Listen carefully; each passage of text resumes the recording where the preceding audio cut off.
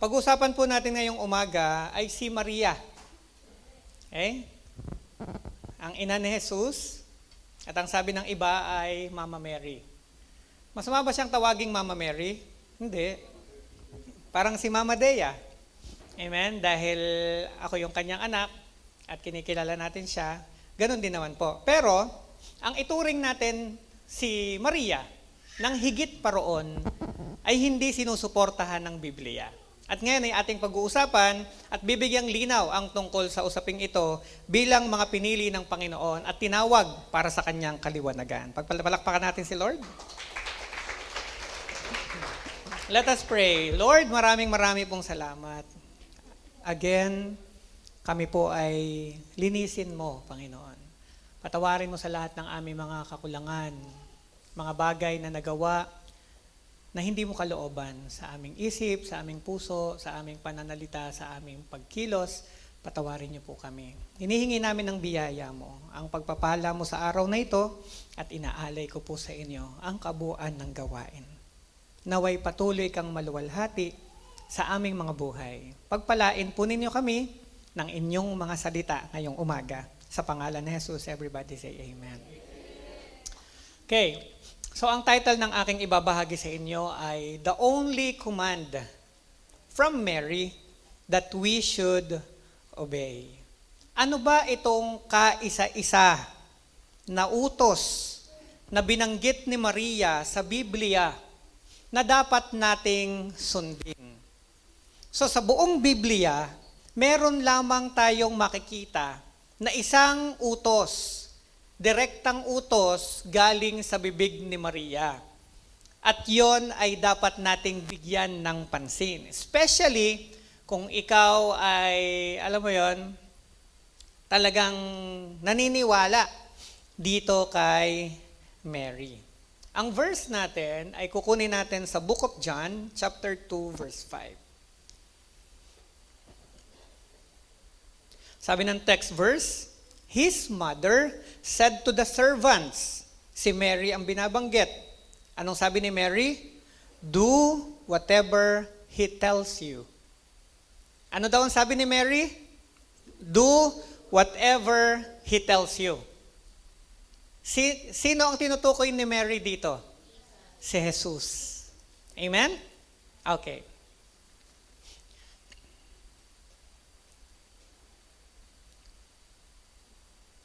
Bigyan ko kayo ng background, okay? Story tungkol dito, bago tayo dumating sa sinabing ito ni Mary. Ito po yung tagpo na itong si Mary at saka si Jesus ay umattend ng wedding. Okay? Umattend sila ng wedding. Ito ay sa lugar ng Cana. Ito yung mababasa natin sa John chapter 2 verses 1 to 11. So hindi natin babasahin yan, shortcut ko yan. Kwento ko na lang sa inyo ng mabilis. Okay, merong kasalan. Pagkatapos, sa kalagitnaan ng kasiyahan, naubos ang alak. Nawala ng alak. Sa kultura noon, okay, isang malaking kahihiyan doon sa ikinasal o sa naghanda, kapag sa kalagitnaan ng kasiyahan ay naubusan ka ng alak. Okay? So ngayon, doon pumasok ngayon si Mary. Lumapit siya kay Jesus. May sinabi siya kay Jesus. Pero sabi ni Jesus sa kanya, hindi pa ito ang panahon. Ngayon, ang ginawa ni Mary, pinuntahan niya ang mga servants, yung mga naglilingkod sa kasalan. Okay. At ang sabi niya doon, sinabi niya itong katagang ito, yung ating text verse kanina, na ang sabi niya, John 2 verse 3, do whatever he tells you to do. Tinuro niya si Jesus. Gawin ninyo ang anumang ipag-uutos niya sa inyo. So, merong malaking paniniwala si Mary kay Jesus. Amen ba? Punta tayo ng verse 3. Punta tayo ng, nabasa ko na pala kanina yan. Linawin ko, no? Dito sa wedding sa Cana, hindi nag-perform si Mary ng kahit anong miracle. Ang tanging ginawa lang niya ay ituro ang mga tao, ang mga servant sa Panginoong Hesukristo. Okay? Yun lang ang ginawa niya. Walang miracle na pinerform. Ang gumawa ng miracle ay si Jesus. Alam natin yung story. Okay? Jesus turned the water into wine. Amen ba? Naubos yung alak. At ngayon, mapapahiya yung kinasal. At dahil doon, ginawa ng Panginoong Hesus ang unang milagro sa kanyang ministry. Etong wine na ginawa ni Jesus, baka sabihin ng mga maglalasing, pwede pala si Jesus nga, yung tubig ginawang wine eh. Kita nyo binanggit, ginawang wine, hindi ginawang liquor, hindi ginawang alak. Okay? Ito pong wine na ginawa ni Jesus, for clarification, hindi siya yung talagang alcohol base. Okay? Siya po ay fermented. Ibig sabihin po, ito po ay talagang galing sa purong ubas. At ang matindi, yung ginawa ni Jesus ay di ba, yung highly quality fermented wine ang ginawa niya. Ano ibig sabihin? Napakatindi nung kanyang ginawang wine. Alam nyo, pag may handaan, unang hinahain yung pinakamasarap, yung pinakamahal. Pag lasing na yan, saka inihahain yung mumurahin. Kasi lasing na yung mga yan eh. Pero nagulat sila kasi inihain nung kinasal yung pinakamatindi. Kaya sabi ng mga bisita, ngayon lang ako nakakita. Nasa huli, ibinibigay yung pinakamasarap. Hindi nila alam, ginawa na ni Jesus yon. Amen po ba? So the only recorded command from Mary is in the book of John 2 verse 3. Ngayon, di ba, sabi rin ng John 2 verse 5, ganun din, do whatever He tells you to do. Tapikin mo katabi mo, sabi mo, do whatever Jesus tells you to do. Amen. Pakinggan nyo to Hindi sinabi ni Mary, tingnan nyo ko. Hindi sinabi ni Mary na tumawag kayo sa akin o manalangin kayo sa akin. Ang sabi niya, sundin ninyo siya. Yun ang utos niya eh. So doon dapat nakatingin o nakatuon ang mga tao. Kung titingnan natin ay si Maria. At ang sabi ni Maria, gawin ninyo o sundin ninyo ang sabihin ni Jesus. Sa madaling sundin ninyo ang nakasaad sa Biblia, ang salita ng Diyos. Amen po ba? So ang tunay na debosyon kay Maria ay pagsunod sa kanyang payo. At ang payo niya, sundin ang salita ni Jesus. Hindi niya kailanman sinabi na siya'y tagapamagitan o mediatrix, kagaya ng akala ng iba. Dahil alam ni Maria na iisa lang ang mediator sa Diyos Ama at sa mga tao.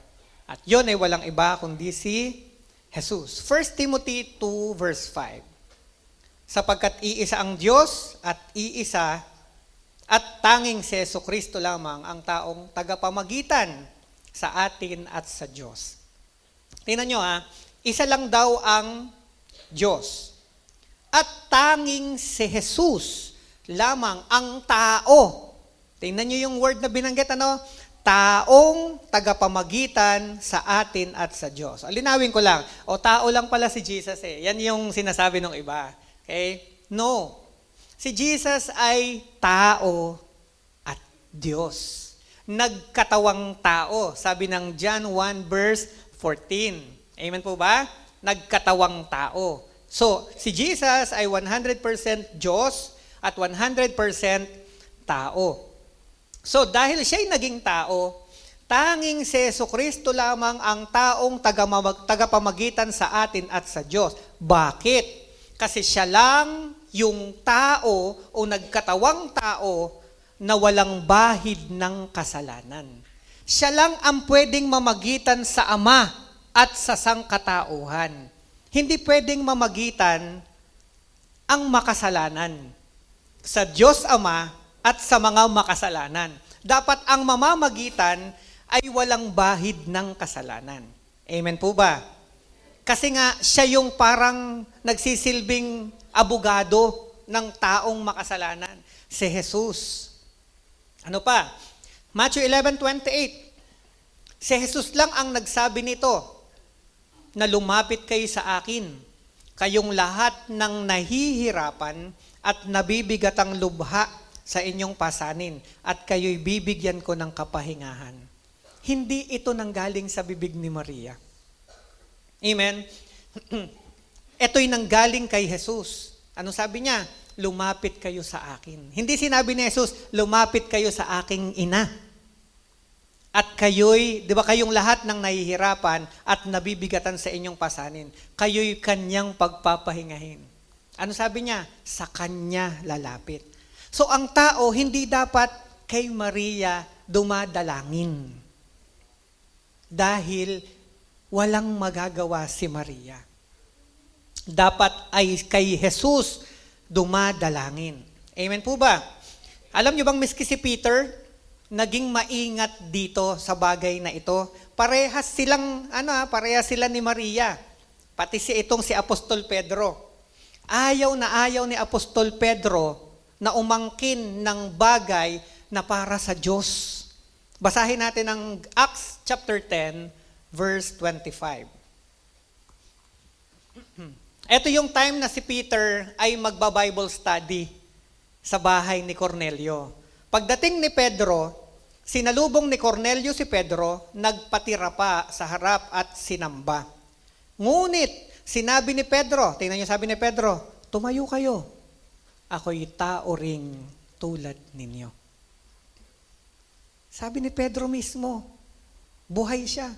Tumayo po kayo. Parehas lang tayo. Tao lang din tayo. So, hindi siya pumayag na siya ay yukuran, hindi siya pumayag na siya ay paglingkuran, hindi siya pumayag na siya ay panalanginan. Ganon din ang mga anghel. Ayaw din tumanggap ng kahit anong panalangin o kahit anong pagsamba na dapat sa Diyos. Basahin natin ang Revelations 22 verse 8 and 9. Marami tayong verse ngayon. Ito yung time na si John ay nagkaroon ng pangitain. At nakita niyang dinala siya ng mga anghel ng Panginoon sa langit. Akong si Juan ang nakarinig at nakakita ng lahat ng ito. Matapos kong marinig at makita ang lahat, anong ginawa ni John? Ako'y nagpatira pa sa paanan ng anghel. Ano raw ang ginawa? Nagpatira pa sa paanan ng anghel na nagpakita sa akin ng mga ito. Upang siya'y sambahin. So nagpatira pa siya para sumamba. Yan din yung sinasabi nung marami. Hindi naman kami sumasamba, hindi naman kami Pero yun ang totoo. Once na tumawag ka sa Kanya, ba't ka pa tatawag sa iba? Kung pwede ka namang dumirekta sa Ama. Amen po ba? So yun yung yun ang mahirap Parang ganito, sabi ng LTO, bawal ang fixers. Pero dahil ayaw mong mahirapan, dumadaan ka sa fixer. Ganon din. Dahil sa dugo ni Kristo, ang tao ay may access diretso sa trono ng Ama. Bakit pinipilit nating dumaan kung saan-saan? Amen po ba? Okay lang po ba kayo? Okay, praise God. Ngunit, sinabi niya, okay, eto na si John, nagpatira pa upang sumamba sa angel. Ano sabi ng angel? Wag! Ako may aliping ding tulad mo, at tulad din ng iyong mga kapatid na propeta, at lahat ng sumusunod sa salita ng Diyos. So yung anghel, sabi niya, magkakapares tayo, servants. At lahat ng believers ni Jesus, kaparehas natin. Lahat tayo, servants lang. Amen? Lahat ng sumusunod sa salita ng aklat na ito. Ang sabi niya, ang Diyos ang sambahin mo. Sabi mo sa tabi mo, ang Diyos ang sambahin mo. Kaya yung practice na minana natin, maliwanag na hindi kalooban ng Diyos.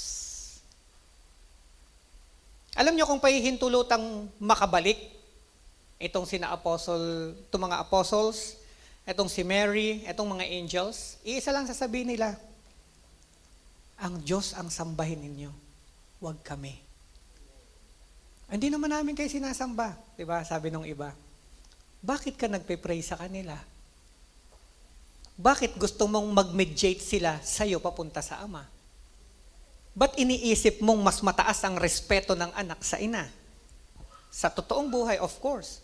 Pero si Jesus ay ang Diyos ay walang ina. Si Jesus sa katawang lupa ay merong ina. At alam ni Maria na hindi ordinaryo ang pagsisilang niya kay Jesus. Kakaiba. Hindi sinipingan ng lalaki, nagdalang tao. Amen po ba? Kaya ikaw, kapatid, na nakakaalam ng katotohanan ito, wag na wag mo nang gagawin yung practice na dati nating minana o natutunan. Ang sundin natin ay ang Biblia, ang salita ng Diyos. Sabi ng John 8:32, makikilala ninyo ang katotohanan at ang katotohanan ang magpapalaya sa inyo. Anong sinasabi? Kapag nagbasa ka ng Bible, ang katotohanan ito ang magpapalaya sa inyo. Kaya kapag ang isang tao nag-umpisang magbasa ng Biblia, sa ayaw at sa gusto niya, tatamaan nung salita ng Diyos ang maraming practice na kanyang ginagawa noon. Kaya ang mga believers ni Christ, 100% sa Biblia nakatingin, hindi sa tradisyon. Pansinin po natin sa paligid natin ngayon, ang salita ng Diyos ay mas mababa na kaysa sa tradisyon. At gustong yakapin ng tao ang tradisyon, hindi ang katotohanan.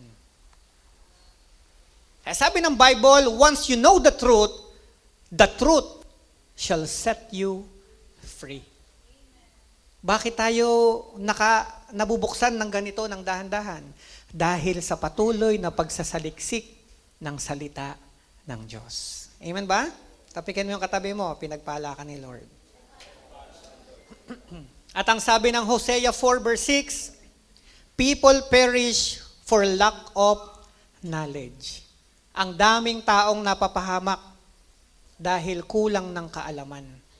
Maraming tao na ang daan nila, sa tingin nila ay tama, sabi ng kawikaan, pero ang dulo pala ay kapahamakan. Niyayakap ng tao ng husto ang kanyang paniniwala sa halip na bigyang pagkakataon ng katotohanan na mangusap at magsalita sa kanyang puso. Romans 1:25, ang katotohanan tungkol sa Diyos ay tinalikuran at pinalitan. Sa Bible mismo basahin nyo po kahit anong version ang basahin nyo. Pumili ka na ng version, the same po ang nakasulat. Kaya ang Biblia ay Biblia. Kung bubuksan natin ang isip natin sa sinasabi ng Biblia, malalaman mo kung ano ang nararapat at kung ano ang hindi. Kaya sabi ng 2 Timothy 3:16, ang salita ng Diyos ay magagamit sa pagtuturo ng katotohanan, sa pagtuwid sa maling gawain, sa pag-aakay sa matuwid na pamumuhay. Biblia. Hindi ang sinasabi ng pinuno ng kahit anumang sekta. Kaya kami mga pastor, ang tinuturo namin sa congregation, saliksikin ninyo personally ang Biblia. Huwag niyong asahan ang aming tinuturo lang. Amen ba? Hindi namin kayo pinagbabawalang magsaliksik. Kaya nga nagpo-post pa kami sa every month, di ba? Ng guide, Bible guide. Para matiyak natin na sa isang taon ay matatapos mo ang Biblia. Bakit? Kasi yun ang nararapat. Hindi pwedeng, wag na kayo magbasa ng Bible. Bibigyan ko na lang kayo ng babasahin at dyan na lang kayo magbase. Hindi. Tinuturo namin sa tao na saliksikin ang Biblia. At alamin ninyo, totoo bang sinasabi nito o hindi? Nasa Bible ba ang kanyang itinuturo o hindi? Amen ba? Okay pa ba? Anong sabi? Ang katotohanan tungkol sa Diyos tinalikuran at pinalitan nila ng kasinungalingan. Sinamba nila at pinaglingkuran ang mga nilikha sa halip na ang lumikha na siyang dapat papurihan magpakailanman. Bukod sa Diyos, lahat ay nilikha na. Tanging ang Diyos lang ang nag-iisa na walang lumikha sa Kanya. Lahat na ng bagay bukod sa Diyos, tao, hayop, puno, himpapawid, hangin, tubig, lahat yan ay nilikha. Kaya sabi ng Exodus chapter 20, di ba, itinuro at ibinigay kay Moises ng Panginoon sa Mount Zion yung 2 tablet, iPhone. At nakasulat doon, sinulat ng kamay ng Diyos gamit ang apoy, ang 10 utos ng Diyos. At sa 10 utos ng Diyos, maliwanag na sinabi ng Panginoon, huwag kayong gagawa ng kahit anong larawan na nasa himpapawid, nasa lupa, nasa tubig, o nasa kahit saan man. Pagkatapos ay inyong luluhuran at paglilingkuran. Ako na inyong Diyos ay Diyos na mapanibughuin. Susumpain ko hanggang sa ika-4 na saling lahi ang sino mang aayaw sa akin. Very clear ang message. Amen ba? Pero, makikita natin na sa 10 utos na ipinopost ng ilan, meron silang inalis. Kaya ang 10 naging 9. Hinati ang isa para maging 10 pa rin. Inalis nila yung paliwanag sa unang utos na huwag gagawa ng mukhang tao, mukhang lumilipad, mukhang lumalangoy. Inalis yun. Tapikin mo katabi mo, okay ka lang ba? Okay lang ba kayo? Okay lang ba? So, this is the message from the Lord. Open your heart. Open your mind. Accept the truth and you will set free. Amen ba? Mary never competes with Jesus. Walang kasalanan si Maria sa ginagawa ng maraming tao ngayon tungkol sa kung paano siya itinatrato, paano siya kinikilala, paano siya pinaglilingkuran, paano ginagalang, paano binibigyan ng napakataas na pagtingin. Walang kasalanan si Maria. Kasalanan ito ng tao. Amen ba? Sa Biblia, hindi kailanman kinumpetensya ni Maria si Jesus. Una, Mary pointed people to Jesus. Parang si John, sabi niyong mga tao kay John, Juan, ikaw na ba ang Kristo? Ikaw na ba ang tagapagligtas? Ang sabi ni Juan, hindi ako. I am just preparing the way of the Lord. Sabi niya, yung kasunod ko, ang tinutukoy niya si Jesus, ni hindi ako karapat dapat magkalag ng tali ng kanyang sandals. Si John mismo, si John the Baptist, kinlaro niya, hindi ako. Ang tao kasi ganun pag nakakita ng kakaiba, oh, praise God, wow, ganun. Di ba? Pag nakakita ng kakaiba, si John nakita nila, gumagawa ng miracle. Kita nila si John, ang tapang ni John, nagsasalita kahit sa hari. Kala nila si John na, pero sabi ni John, hindi. Ganon din si Mary. Luke 1:46. At sinabi ni Maria, sorry kasi nung pinasa ko kay Pastor Otep yung aking outline, sa English po, pero nung inulit ko siyang aralin, parang inano sa akin, gawin ko siya sa Tagalog. Amen. Okay lang, at least may English dyan. May Tagalog na sinasabi ako. Amen po ba? Amen. Hey, sabi ng verse, at sabi ni Maria, ang puso ko'y nagpupuri sa Panginoon. At ang aking espiritu'y nagagalak sa Diyos na aking tagapagligtas. Mismong si Maria ay kinlaro na siya'y nagpupuri sa Panginoong Hesukristo at kinikilala niyang kailangan niya si Jesus bilang kanyang tagapagligtas. Amen? Kahit si Mary, kinilala niya yan. What else? Second, Mary submitted to Jesus' authority. Verse ulit ang magpapaliwanag sa atin. John 2 verse 4. Sabi ni Jesus, "Wag po ninyo akong pangunahan, ginang." Ito yung time na lumapit si Mary. Alam niyo, ganyan yung mga nanay eh. Di ba? Kasabi minsan ng mga anak, kayo naman, pinapasubo niyo ako eh. Ganun ba? Siyempre pagka yung nanay nandun sa kailangan daw ng ganito. Magbigay ka ng ganyan, ganyan-ganyan, di ba? Si Jesus, ganon. Sabi ng mga servants, wala ng alak. Nakita ni Mary si Jesus, lapit ka agad. Wala na raw alak. Pero ang sinagot sa kanya, wag po ninyo akong pangunahan, ginang. Hindi pa ito ang tamang panahon. Doon makikita natin kung papaano, di ba? Kinilala ni Mary kung paano siya nag-submit. Hindi niya pinangunahan.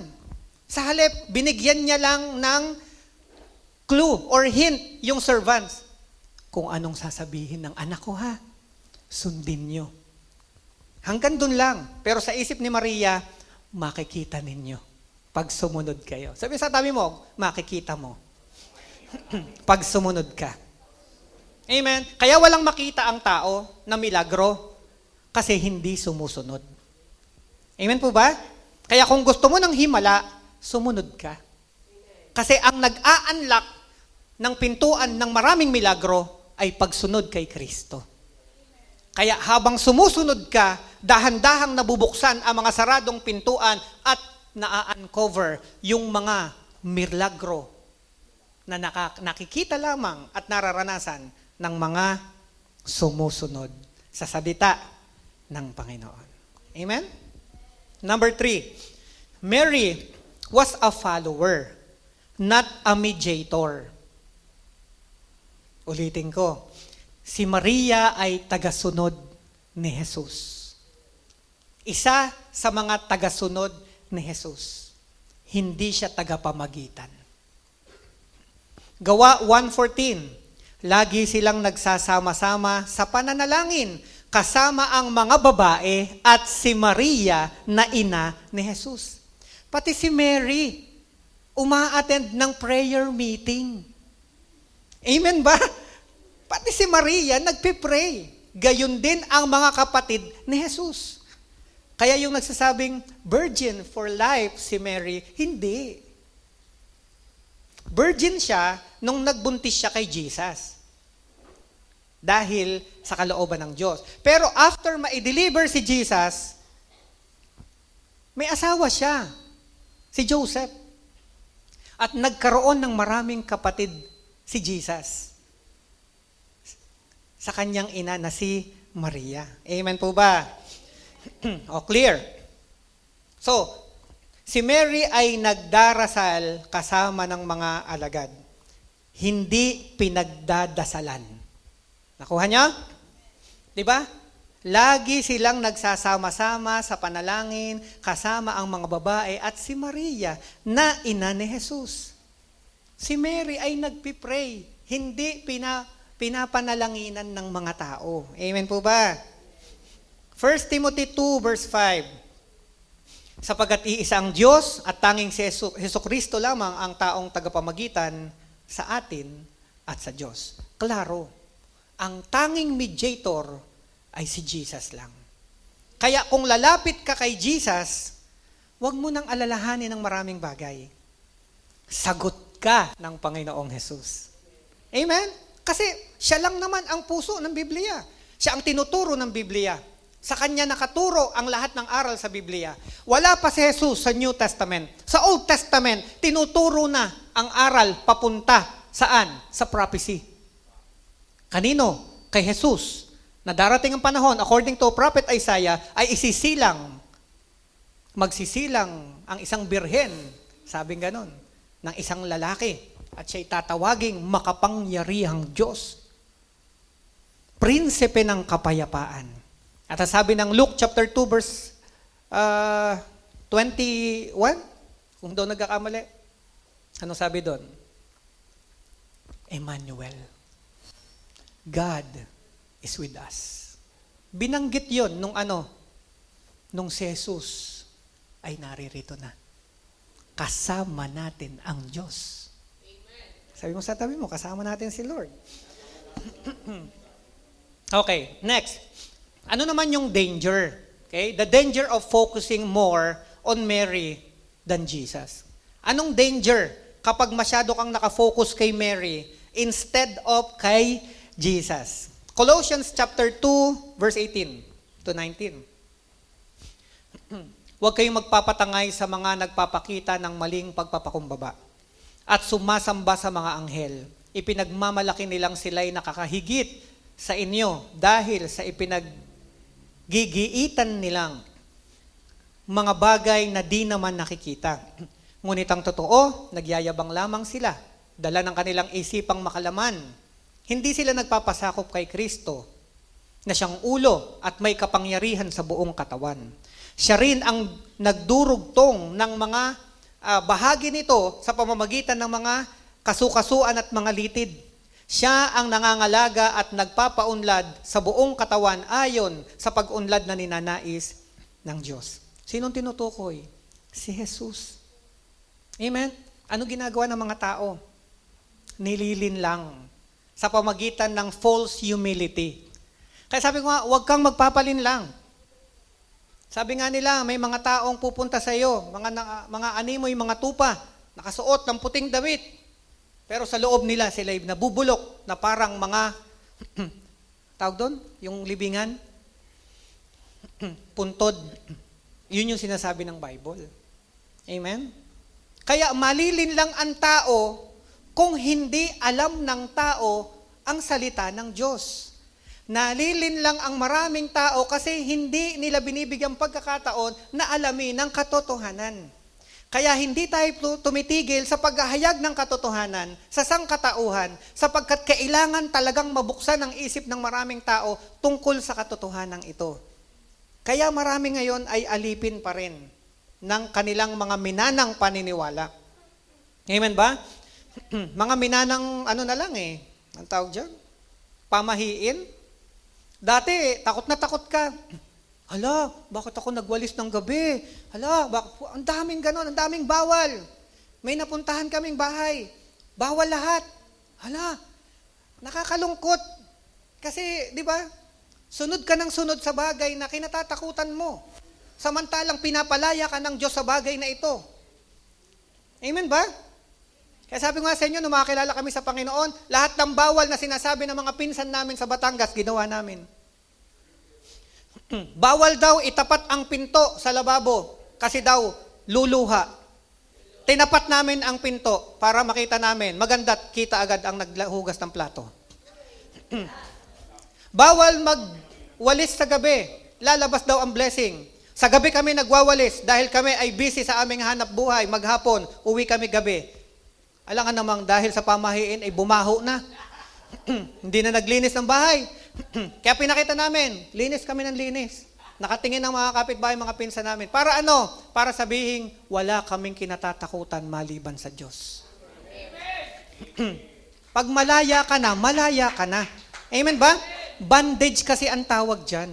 Sa kawalan mo ng kaalaman sa katotohanan, you are being bandaged dyan sa mga maling katuruan. Kaya kapag dyan ka naniniwala, mangyayari sa'yo. Di ba? Sabi nung iba, hindi po, totoo po nabalis talaga nabalis talaga yung ko lumabas lang ako, nabalis na Kasi naniniwala ka sa balis. Alam niyo si Jam nung bata, pag nilalabas namin yan, yung mga kapitbahay na, yung mga pinsan namin, biglang lalabas ang dila. wag mong ipapahid yan. Wag mong ipapahid sa anak ko yan. Sabi, hindi, pinsan, ako'y may bali. Walang balis-bali sa amin. Yain na, sabi ko, basta wag mong ipapahid yan. Mahirap na, buni ang kapalit eh.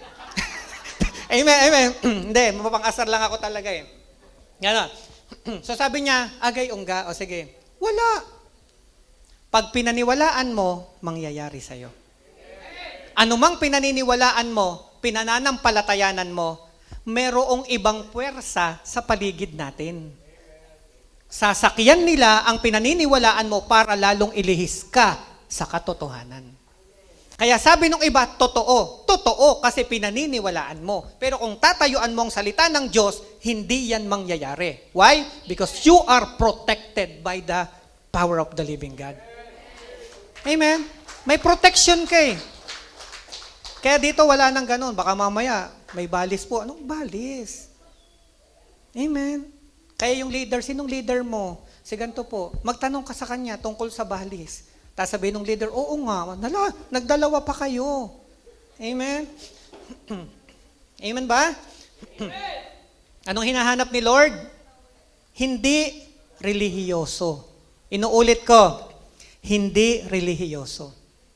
Anong tinuturo ng religion sa atin? Maging relihiyoso. Anong tinuturo ng Biblia? Maging matuwid ka. Kita niyo yung pagkakaiba ng religious sa righteous? Yung religious, effort ng tao. Saan ka pupunta? Magsisimba. Magbabawas ng kasalanan. Religious. Bakit ka naglalahad ng paluhod? Para mukhang banal. Amen ba? Bakit mahinahon ka magsalita? Para mukhang banal. Hindi ganun. Ang gusto ng Diyos, hindi relihiyoso. Ang gusto niya, religious. Matuwid. Paano natatanggap ang matuwid? Ang pagiging religious, kikilos ang tao. Ang pagiging righteous, kikilos ang Diyos. Bakit tayo tinuturing na righteous? Perfect ba tayo? Dahil ba hindi tayo nagkakamali? No. Kaya tayo righteous dahil tinanggap natin si Jesus at ang kanyang kabanalan ay pumatong o tumakip sa ating lahat. Kaya tayo ay matuwid sa paningin ng Ama. Hindi dahil sa atin, kundi dahil sa dugo ni Jesus na banal. Sabi mo sa tabi mo, congratulations. Amen ba? So the miracle happened. Kailan? When they obeyed Jesus. John 2 verse 7. Sinabi ni Jesus sa mga tumutulong doon, yung mga servants, tuloy natin yung kwento ha, sa wedding. Punuin ninyo ng tubig ang mga banga. Ayan na yung utos ni Jesus. Anong ginawa nila? Dahil sabi nila, sabi ni Maria, sundin daw natin. At pinuno nga nila ang mga banga. Pagkatapos, sinabi niya, kumuha kayo ng kaunti. Di puno na yung banga ng tubig. Sabi ni Jesus, kumuha kayo ng kaunti. Dalhin nyo sa namamahala ng handaan. Ayan na. Yung tubig sinalok na. Dalhin nyo doon sa sa handaan. Dinalhan nga nila ang namamahala ng handaan. At tinikman ito, ang tubig na naging alak.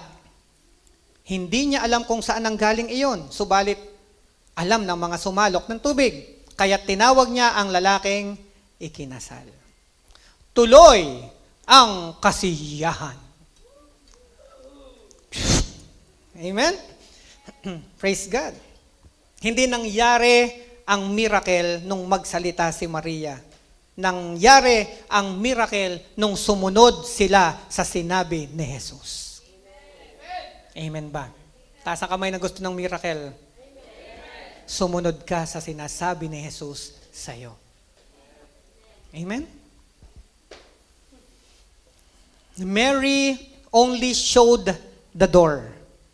But Jesus, being the door, opened it. Si Jesus ang pintuan. Di ba sabi niya, I am the door. Sino mang pumapasok sa akin? Ayan. Amen po ba? Pinakita ni Maria ang pinto. At yun ay si Jesus. Tayong lahat tulad ni Maria, ituro natin sa mga tao kung sino ang pinto. Turo natin kung sino ang totoong Diyos at tagapagligtas, si Jesus. Amen? Lesson. Number 1, Mary's greatest role was to lead us to Christ.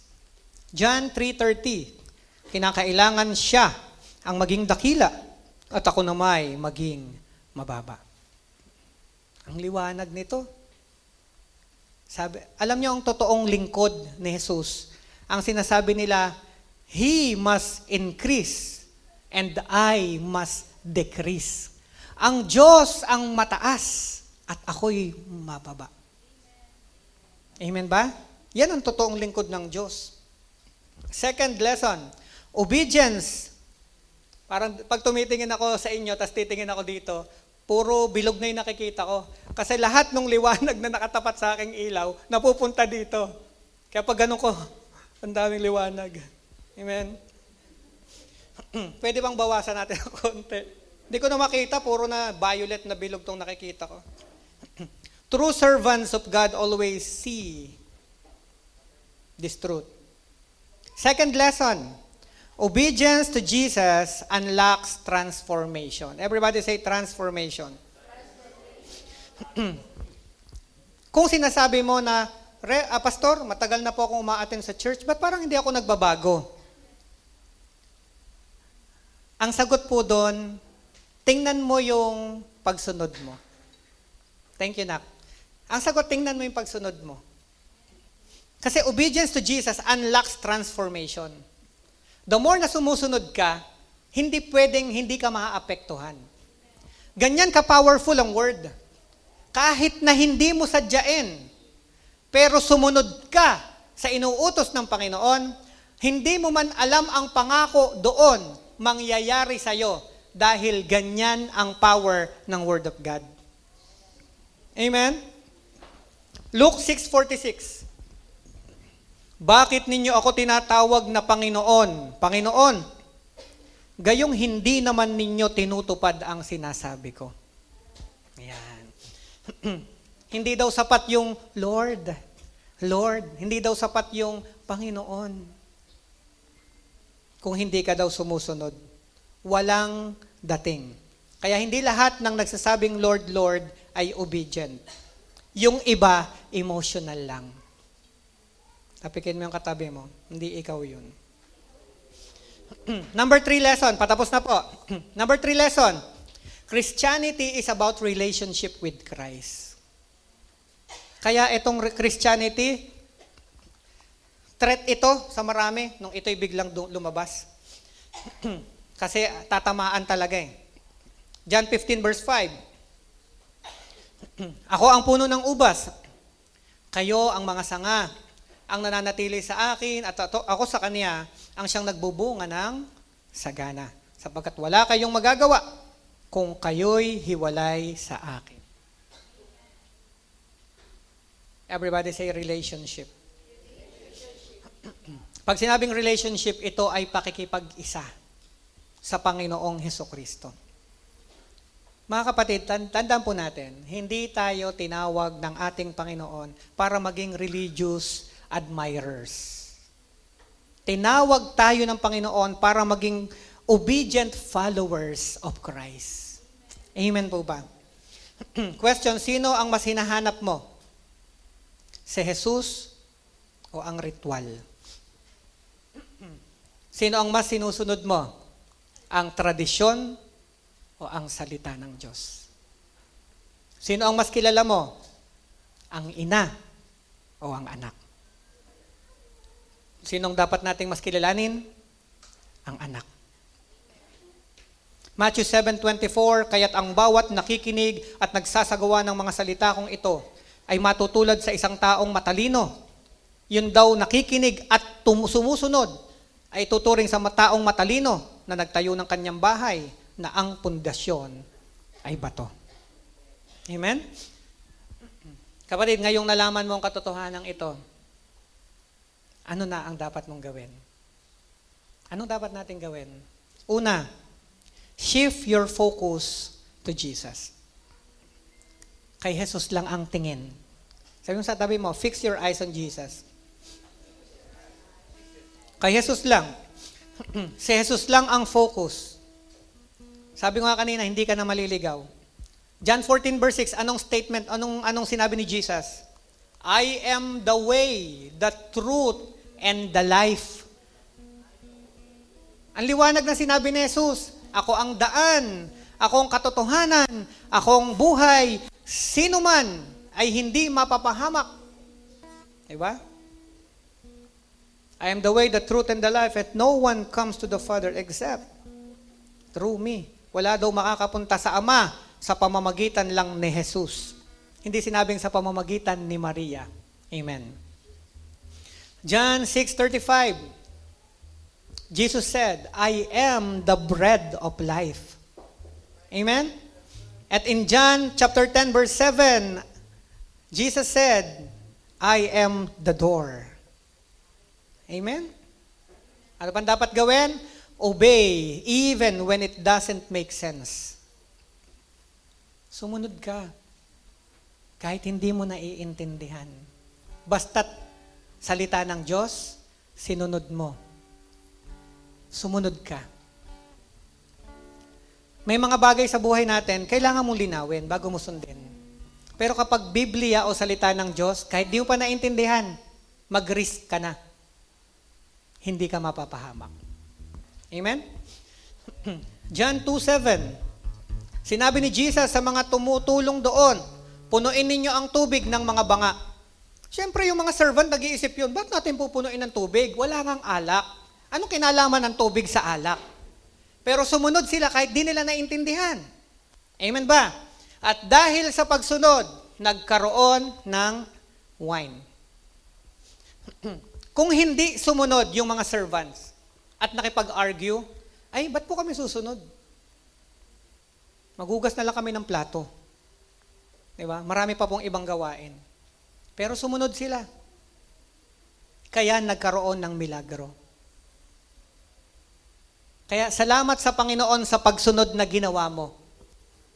Salamat sa Panginoon sa biyaya niya nung ako ay sumunod sa Panginoon. Milagro kayong lahat. Milagro ang lahat ng church natin sa buong Rizal. Dahil sa isang pagsunod, nagkaroon ng malaking impact sa pamilya ko. Both sides ng aking parents, marami na ngayon ang Christians na. Maraming mga pastors na. So hindi natin alam. Baka yung isang pagsunod na gagawin mo ngayon, magbubukas ng maraming pintuan, pakikinabangan, hindi lang ikaw, pakikinabangan ng iyong mga anak at ng susunod pang generation. Amen ba? Kaya tapigay mo katabi mo, sumunod ka lang. Amen? Himala. Number 3, last. Honor Mary by obeying her command. At anong command ni Mary? Gawin ninyo or do whatever He tells you to do. This is the best way to honor Mary. Obey Jesus. Amen ba? Kung nandito kaya si Mary, iisa lang ang sasabihin niya sa atin. Ganun pa rin. Gawin ninyo ang sinasabi ni Jesus. Amen? Last verse, John 2 verse 11. Ang nangyaring ito sa Kana sa Galilea, ang unang himala na ginawa ni Jesus, sa pamamagitan nito'y inihayag niya ang kanyang kapangyarihan at nanalig sa kanya ang mga alagad. Bakit tayo nandito lahat? Kasi nagmilagro ang Panginoong Yesus sa atin. Bakit ka napunta dito? Alam mo sa puso mo na kumilos ang Diyos sa iyo.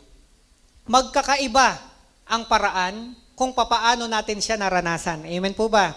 Magkakaiba tayo. Pero isang sigurado, ramdam natin ang kanyang ginawang himala sa ating mga buhay. Amen? Pwedeng yung iba, simpleng, hindi makatulog. Hindi natin pwedeng maliitin. Pwedeng binabattle niya yan ng ilang buwan. Pero nung lumapit siya kay Jesus, nakatulog siya ng maayos. Pwedeng yung iba lubog sa utang. Sabi nung iba, ganyan-ganyan. No.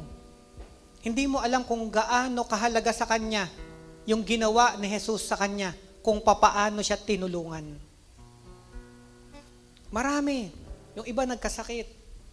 Yung iba may anxiety, may depression. Yung iba kung ano-anong nararanasan. Hindi mo alam.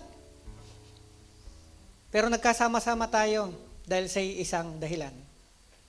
Kumilos ang Panginoong Jesus. Palakpakan natin si Lord. At inaanyayahan ko po kayong lahat na tumayo ngayon. Pwede ba nating sama-samang pasalamatan ng ating Panginoong Jesus? Ituon lang natin ang ating mga mata sa Kanya. Ilang linggo na lamang, muli na namang aalalahanin ng mundo ang ginawang pagpapakasakit ng Panginoong Hesukristo. Una na tayong mga mananampalataya.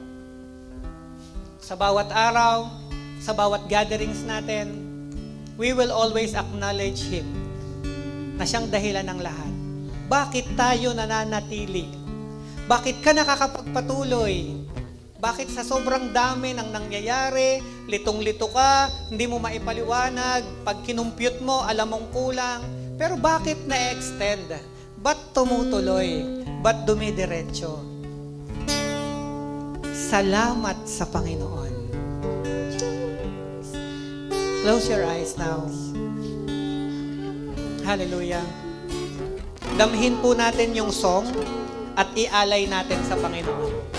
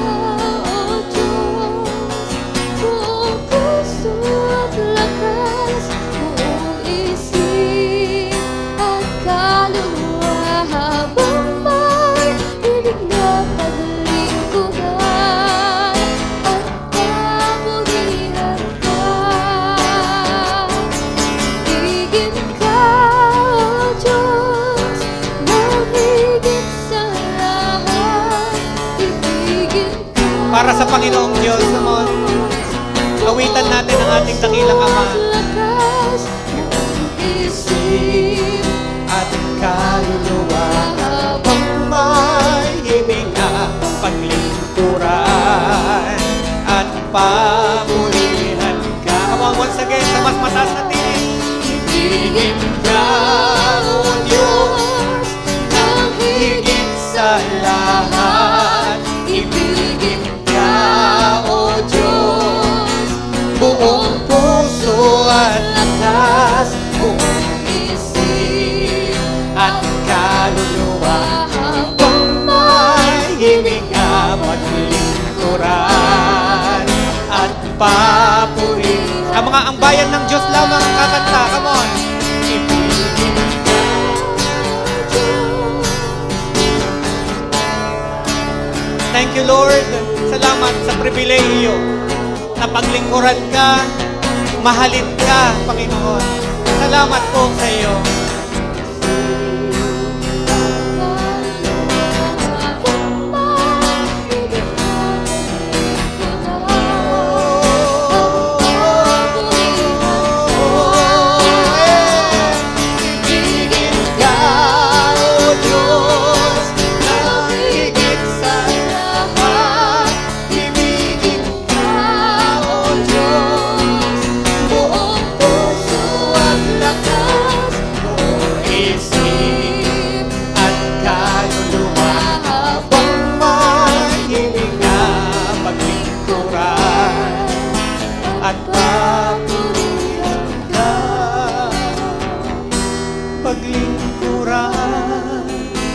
at papurihan ka, paglingkuran at papurihan ka. Malakas na palakpak sa Panginoon. Come on, galing sa puso, say thank you Jesus. Thank you Jesus. Come on, galing sa puso. Thank you Jesus. Thank you Jesus. Thank you Lord. Thank you Lord. Hallelujah. Tanggapin mo Panginoon ang aming papuri, ang aming pasasalamat, kaluwalhatian, karangalan, pagdakilay, marapat lamang na sa iyo ibigay. Sa pangalan ng Panginoong Hesus, ang lahat ng naniniwala at sumasampalataya sa Panginoon at ay magsabi ng Amen. Amen. Praise God. Makakaupo na po tayong lahat.